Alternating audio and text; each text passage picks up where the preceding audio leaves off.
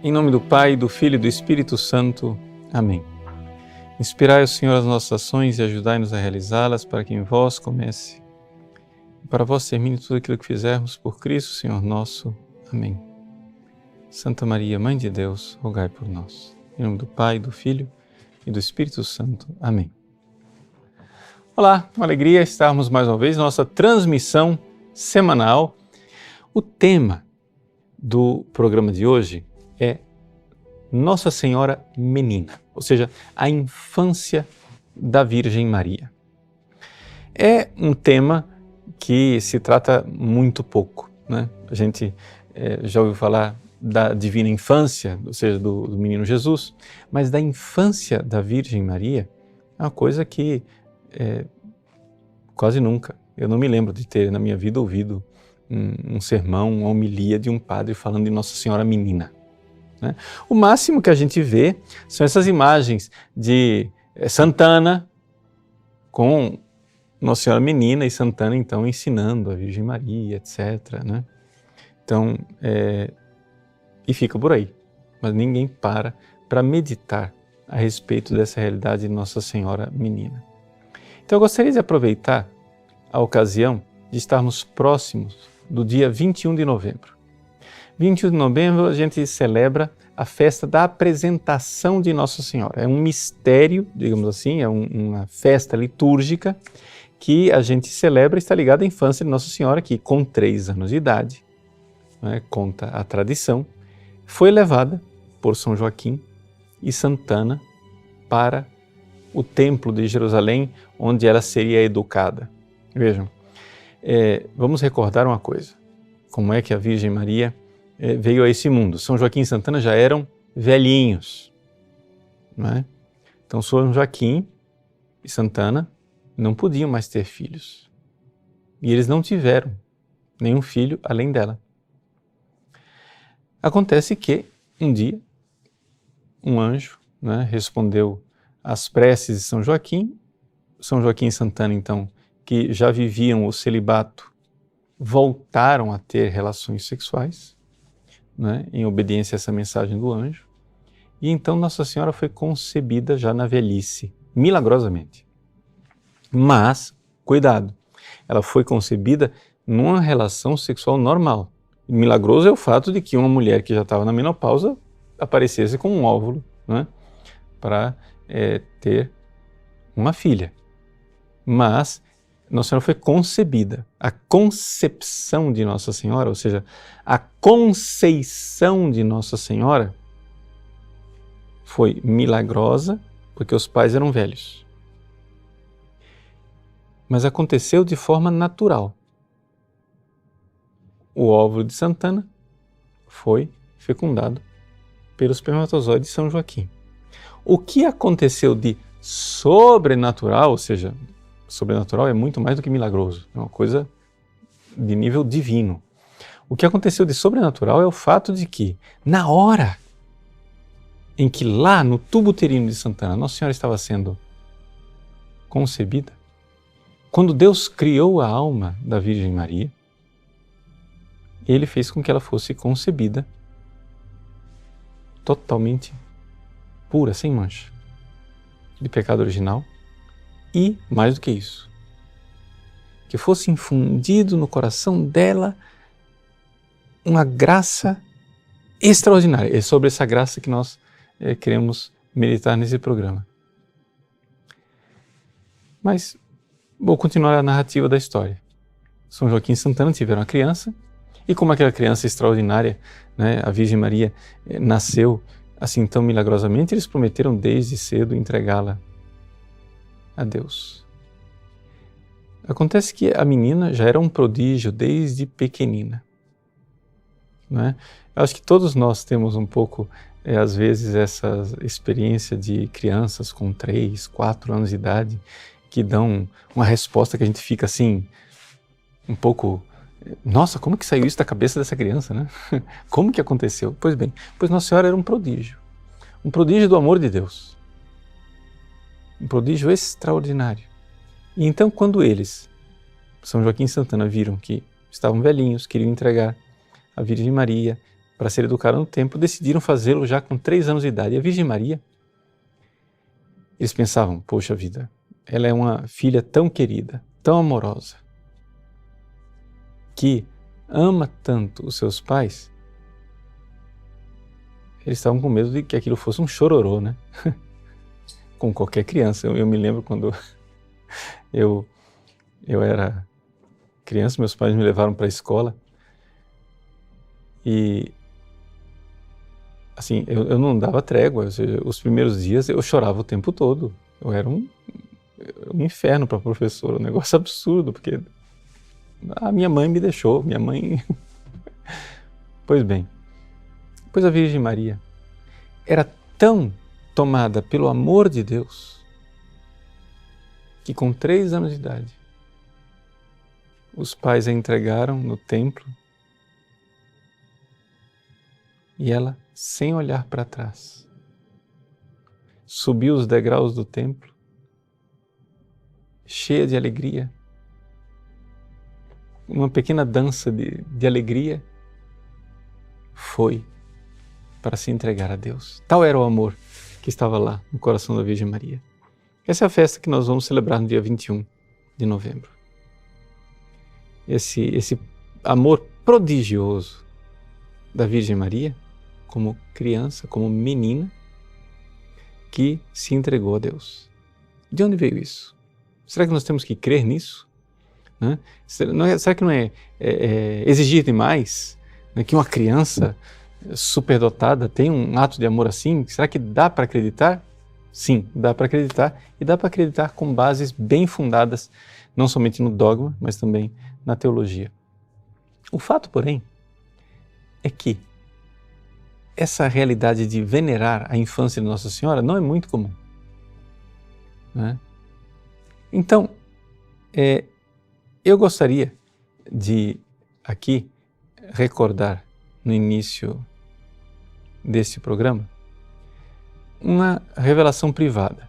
Veja, o objeto principal do que eu estou querendo transmitir para vocês não é a revelação privada, não é essa aparição de Nossa Senhora, mas é a coisa do dogma, de nós agora, no dia 21 de novembro, venerarmos o mistério de graça inefável que Deus derramou no coração da Nossa Senhora e como ela amava a Deus de forma prodigiosa.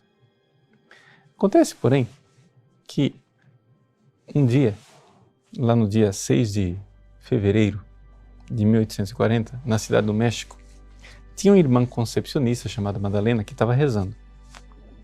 E ela estava rezando na frente do presépio.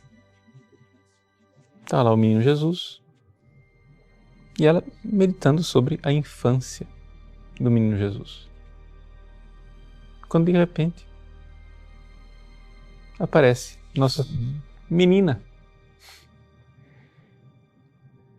e diz para ela que ninguém venerava a infância dela. E Nossa Senhora fez uma promessa. Eu vou ler para você as palavras exatas que Nossa Senhora disse. Concederei todas as graças que me pedirem às pessoas que me honrarem em minha infância, pois é uma devoção muito esquecida. Então, já que Nossa Senhora reclamou lá nessa revelação privada, que é uma devoção esquecida, isso nos chama a atenção para o fato de que, de fato, é uma coisa que ninguém fala. Então vamos lá, vamos refletir sobre essa realidade da infância de Nossa Senhora, né? Então tem aqui essa imagem de Nossa Senhora, La Divina Infantita de México, que me foi trazido por uma aluna do site que trouxe de lá, da cidade do México. Veja, que base nós temos para venerar a infância de Nossa Senhora? Bom, primeira base, eu já disse para vocês, não é? O dogma da Imaculada Conceição. A Virgem Maria, quando ela foi concebida, no ventre de Santana, foi concebida sem pecado original. Isso aqui não é opinião, isso é dogma de fé, todo católico tem que crer nisso, A bula Ineffabilis Deus, do dia 8 de dezembro de 1854, do Papa Bem-aventurado Pio IX, diz o seguinte, veja, isso aqui é dogma, essa frase que eu vou ler aqui, ela é de fé, obrigatória. Todo católico tem que crer nisso. A Bem-aventurada Virgem Maria, no primeiro instante da sua conceição, da sua concepção, por singular graça e privilégio de Deus, onipotente, em vista dos méritos de Jesus Cristo, Salvador do gênero humano, foi preservada, imune de toda mancha da culpa original. Foi preservada. Essa é uma forma negativa de você apresentar a Imaculada Conceição, mas é isso que foi definido. Foi definido que ela não teve a mancha. Imaculada quer dizer sem a mancha. Todos nós nascemos com o pecado original, ela nasceu sem. É uma ausência, a ausência da mancha. Mas nós sabemos que não é somente isto. Embora não tenha sido proclamado como o centro do dogma, nós sabemos que ela é imaculada porque ela é cheia de graça. O anjo disse à Virgem Maria, Haire, salve, alegra-te, que caritomene, cheia de graça. O que é que caritomene? As nossas traduções tradicionais, católicas, traduzem como gratia plena, cheia de graça. Não é com exatidão o grego. A palavra graça aqui, no kecharitomene, quer dizer alguém que é agradável. Ou seja, a Virgem Maria, ela é agradabilíssima a Deus. E nós sabemos que aquilo que torna uma pessoa agradável é a graça. Portanto, uma coisa mais ou menos vale a outra, porque são duas acepções da graça, né? Seja como for, a tradição da Igreja sempre olhou para essa plenitude de graça da Virgem Maria como algo certo, certíssimo. Né? Não é, digamos assim, isso que eu vou dizer agora não é dogma de fé, mas é uma sentença certíssima, ou seja, é isso que todo mundo crê, todos os santos sempre disseram, e provavelmente um dia, quem sabe, né, pode ser que algum Papa proclame isso como dogma. Isso está inclusive na bula Ineffabilis Deus, do Papa Pio IX. Deixa eu ler para você essa frase, que não é dogma, mas é ensinamento da Igreja, é magistério. Diz aqui que Deus admiravelmente cumulou, né? Ou seja, Deus verdadeiramente derramou um tesouro, né? Cumulou mais do que todos os espíritos angélicos e todos os santos, com abundância de todos os carismas celestes, aurida do tesouro da divindade, a Virgem Maria. E ele diz que Maria possui uma tal plenitude de inocência e de santidade que de modo nenhum se pode conceber maior depois de Deus. É claro, porque, claro, Deus é mais santo do que qualquer criatura. Mas ele está dizendo aqui que entre as criaturas não há ninguém que tenha tanta santidade como a Virgem Maria e nem tanta inocência, e que fora de Deus ninguém pode apreender por mero pensamento. Ou seja, somente Deus consegue entender o que ele fez em Maria. Nós aprendemos isso pela fé, mas o nosso pensamento não alcança. Então é isso que eu gostaria aqui de transmitir para vocês hoje, nessa reflexão, é de nós entendermos a maravilha, a perfeição, o amor da Virgem Maria, que foi derramado no coração dela desde o primeiro instante da concepção. E por que Deus fez isso com ela? Bom, se você acompanha os nossos programas, você já conhece esta obra fantástica, extraordinária do Padre Garrigou Lagrange, A Mãe do Salvador e Nossa Vida Interior. Aconselho para aqueles que ainda não possuem essa obra, publicado pela editora Eclésia, não é? É realmente uma obra fantástica que aprofunda os nossos conceitos a respeito do mistério, o grande mistério que é a Mãe de Deus, que é Nossa Senhora.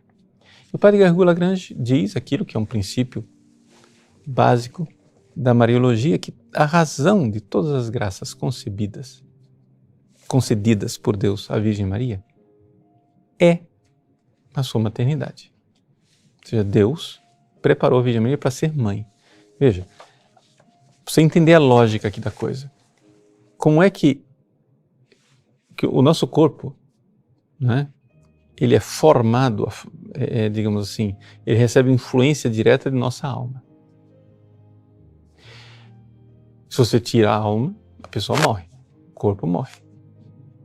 A Virgem Maria, quando Deus criou a alma dela, tão cheia de graça, né? Ali Deus fez uma maravilha inefável. Uma coisa que é verdade mesmo que ela disse no Magnificat: o Senhor fez em mim maravilhas, maravilhas. Maravilha de Deus naquela alma, para que aquela alma tão cheia de amor e de graça pudesse receber Jesus. Por quê? Porque uma mãe não é só uma realidade biológica. Para um animal é uma coisa biológica só. Você vai lá, faz sexo, é mãe. Mas os animais não têm mãe de verdade. A mãe de verdade não é só aquela que concebeu, aquela que gerou, aquela que deu à luz e amamentou.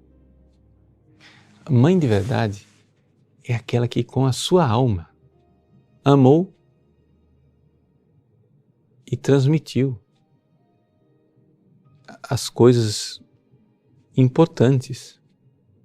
Porque a maternidade está humana, né? A maternidade humana está sobretudo no amor. Então, é claro que Deus precisava preparar essa alma para ser a mãe de Deus. E essa alma perfeitíssima modelou um corpo perfeitíssimo. Para que esse corpo também fosse o corpo que iria gerar o corpo de nosso Senhor Jesus Cristo. O corpo de Maria foi o corpo que gerou o corpo que nós adoramos nos ostensórios, o corpo de Cristo. Portanto, deu para entender que quando nós falamos da graça de Deus, tá? Nós temos, podemos dizer assim, 3 mundos diferentes. Uma coisa é a graça em Jesus, Deus feito homem, que é a fonte da graça. E, portanto, a graça em Jesus ela é infinita. Outra coisa é a graça de Jesus derramada nos anjos e nos santos. Mas outra coisa é a graça da Virgem Maria, que não tem comparação com os santos. Então ela tem Jesus em cima, a Virgem Maria e muito embaixo os santos e os anjos. Claro que a distância entre Jesus e a Virgem Maria também é imensa, mas são 3, sim, mundos diferentes, poderíamos dizer. 3 abundâncias diferentes da graça.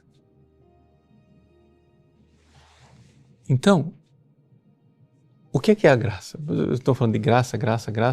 A graça é dada, a graça é doada por Deus na Virgem Maria, não sei o que, etc e tal. Tudo bem. Mas, o que é essa graça? Vamos entender o que é graça. Porque aí você vai entender, aí isso vai ser importante para você, para a sua vida, né? Porque é isso que faz a diferença. A graça é um enxerto de Deus na nossa alma. É uma comparação. Você imagina que você tem um pé de laranja selvagem que não produz nenhum fruto. Aí você pega um galho de uma laranjeira dessas assim, que produz frutos saborosíssimos. Aí você vai e enxerta aquele galho e aquele pé infrutífero começa a produzir frutos saborosíssimos. Deus enxerta em nós. Nós somos essa laranjeira selvagem que não é capaz de produzir o fruto do amor. Nós não somos capazes de amar. Se Deus não vier fazer uma modificação na nossa alma, esquece. Esquece. Nós não somos capazes de amar. Porque o amor, ele é, sobretudo, uma coisa que une. A graça, ela nos une. Ela nos dá o amor, ela nos une a Deus, como o galho é unido ao tronco. Nós somos unidos a Deus e transformados por Deus nessa união. Isso é a graça. Isso é a graça. Ela conecta, ela faz uma unidade. E assim como ela nos torna filhos de Deus. Porque assim como, qual é o ato principal de um pai para com um filho? Não é transmitir a sua natureza? Não é isso? Ou seja, eu sou um ser humano. Se eu tivesse um filho biológico, o que é que seria o ato gerador? É transmitir a natureza humana para esse filho, não é isso? Deus, através da graça, transmite para nós a natureza divina. Divina. Porque nós vamos participar de uma felicidade, unidos a Ele, vamos participar de uma felicidade que nós não somos capazes, que os humanos não temos aqui na Terra, e nunca teríamos, mas teremos no céu, em plenitude, e aqui na Terra já está plantada essa semente em nós, esse enxerto já foi feito.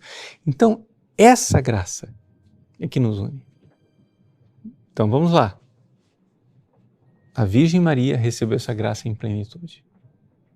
A união de Maria com Deus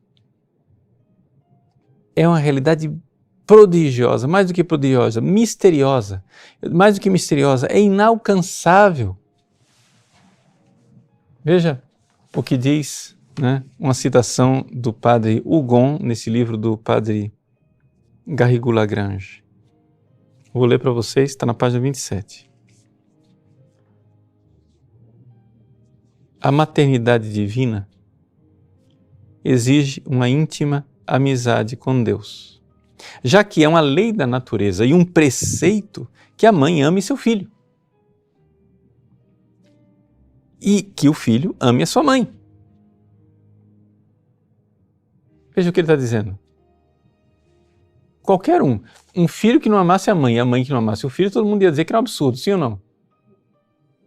Então é da natureza das coisas que o filho ame a mãe e a mãe ame o filho. Só acontece o seguinte, que esse filho é Deus. E para você amar Deus, você precisa receber um amor divino. É óbvio. Então, para esta mãe ser mãe de uma pessoa divina, ela precisa receber uma graça tal que ela ame o filho como o filho divino merece ser amado, e esse filho divino ame essa mãe como uma mãe que é mãe de Deus. Então, olha só, a maternidade, gente, isso é de uma lógica tão, assim, inescapável, que eu não sei como é que tem gente que não tem devoção à Nossa Senhora. Uma coisa absurda. Ó, vou ler novamente, presta atenção. A maternidade divina exige uma íntima amizade com Deus, já que é uma lei da natureza e um preceito, não é somente lei, é quarto mandamento também, é preceito. Que a mãe ame seu filho e que o filho ame a sua mãe. É necessário, pois, que Maria e seu filho se amem mutuamente. E uma vez que essa maternidade não é uma maternidade qualquer, é uma maternidade sobrenatural, ou seja, divina, requer uma amizade sobrenatural. E o que é amizade sobrenatural? É a graça. E, portanto, santificante, pois do fato de que Deus ama uma alma, Ele a torna amável a seus olhos e a santifica. Se Deus olhou, gente, me desculpe, mas você chega e diz assim, a Igreja Católica foi a Igreja Católica que honrou a Virgem Maria, foi Deus. Mas quem de nós pode dizer que é mãe de Deus? Quem de nós? Ninguém. Ninguém de nós. Ninguém de nós pode dizer que é mãe de Deus. Então é evidente que Deus tratou a Virgem Maria de uma forma que não tratou nenhuma criatura. Nem o maior dos anjos pode dizer que é mãe ou pai do Filho de Deus. E aí você vê, mãe exige amor pelo filho, filho exige amor pela mãe. Para ela estar à altura de ser mãe de Deus, ela precisa receber um amor que foi derramado no coração dessa criatura, a Virgem Maria, e não foi derramado no coração de mais ninguém, mas numa abundância, numa tal superabundância que é uma coisa que é exigida pela própria natureza das coisas, ou pela própria sobrenatureza da coisa. De tal forma que, vejam aqui é uma citação de São Boaventura, no seu Speculum, capítulo 8. A citação está na página 26 do livro do Garrigou. Deus poderia fazer um mundo maior, mas Deus não pode fazer uma mãe mais perfeita do que a mãe de Deus. Maria foi perfeitíssima. Deus não conseguiria fazer uma mãe de Deus mais perfeita do que ela é.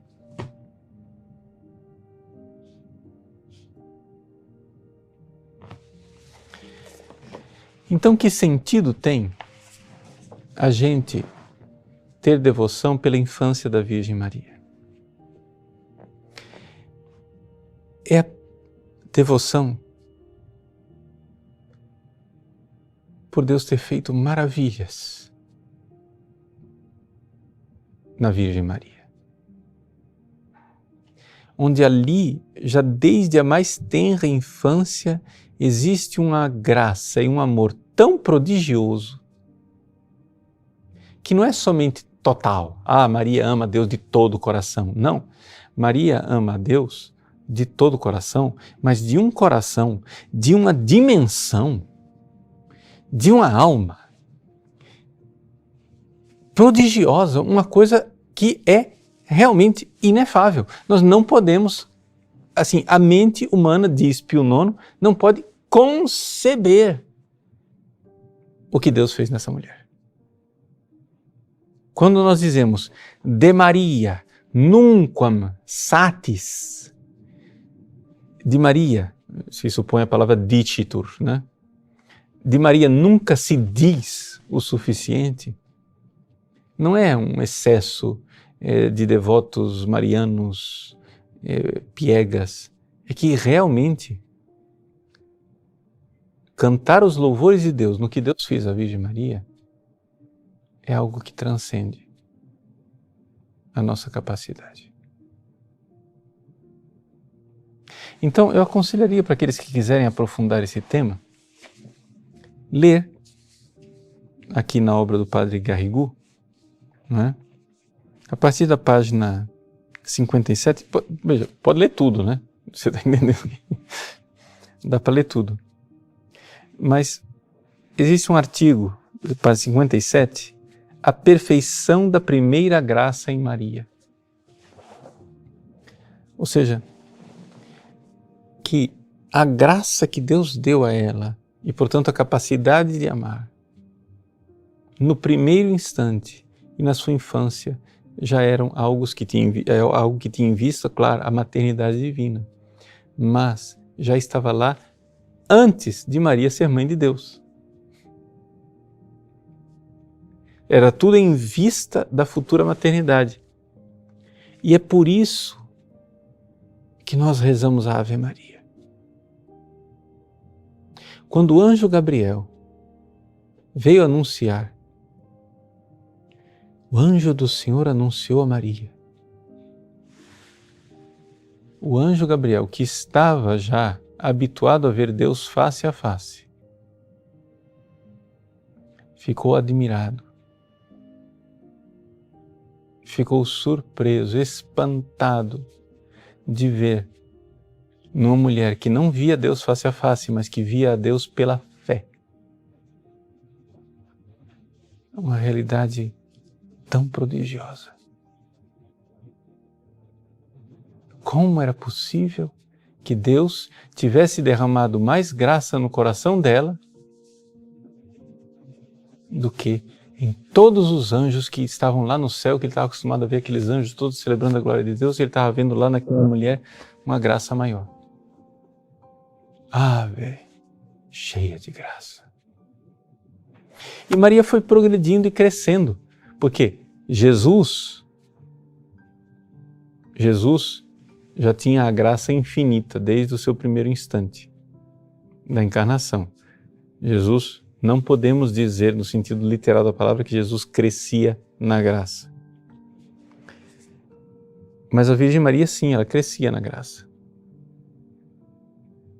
E crescia na graça e nos carismas. Nós vimos na bula de Pio IX. Isso quer dizer o seguinte, vejam, que Maria tinha conhecimento infuso de Deus.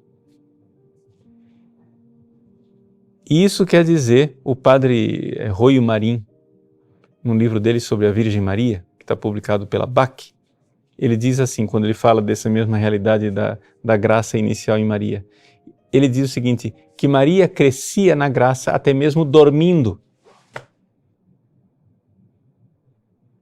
Porque o conhecimento infuso na alma dela agia, mesmo ela dormindo.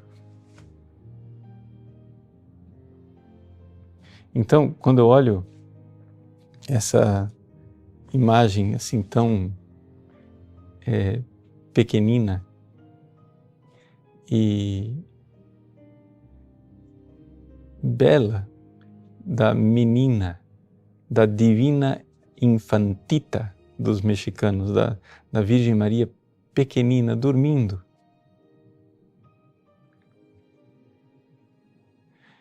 Ver que até mesmo dormindo, a nossa mãe amava a Deus. Atualmente, não somente assim, ela crescia no amor, em atos de amor cada vez mais prodigiosos. E isso é celebrar a apresentação da Virgem Maria, apresentar o prodígio de amor de Deus até mesmo numa criança que dorme. Isso não acontece conosco quando a gente dorme, mas acontecia com ela. E dizer para ela, minha mãe, nos vossos sonhos de amor, lembrai-vos de mim. Porque eu não sou o vosso filho Jesus, mas eu sou membro do vosso filho Jesus e, portanto, vós me amais como amais Jesus. No céu, a Virgem Maria não sonha mais, ela vê face a face. E, no entanto, quem pode negar a uma mãe o direito de sonhar, de ver o seu filho no céu?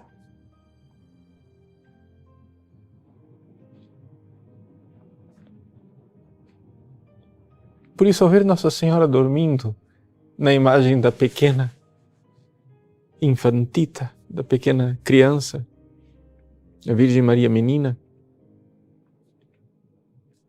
o que me vem a dizer, minha mãe, sonhai, Senhora, os vossos sonhos de mãe. Sonhai de ver-me um dia no céu e não permitais que eu me separe de vós. E concedei que todos nós um dia, nós que aqui estamos peregrinando na terra, que os nossos falecidos que padecem no purgatório, um dia possam vos contemplar face a face. Que este seja também o nosso maior sonho O sonho de que no céu, além de ver a Deus face a face, que nos encherá de pleno contentamento, haverá também um contentamento acrescentado, um gozo e uma alegria imensa de vermos finalmente o que aqui nesse mundo foi mistério, foi incogitável, inefável, impensável. Nós veremos o que Deus fez na Virgem Maria e fazendo nela e por ela, fez a nós, nos dando uma mãe tão boa, uma mãe que é mãe de Deus, mas também é nossa mãe. Deus abençoe você. Em nome do Pai, e do Filho, e do Espírito Santo.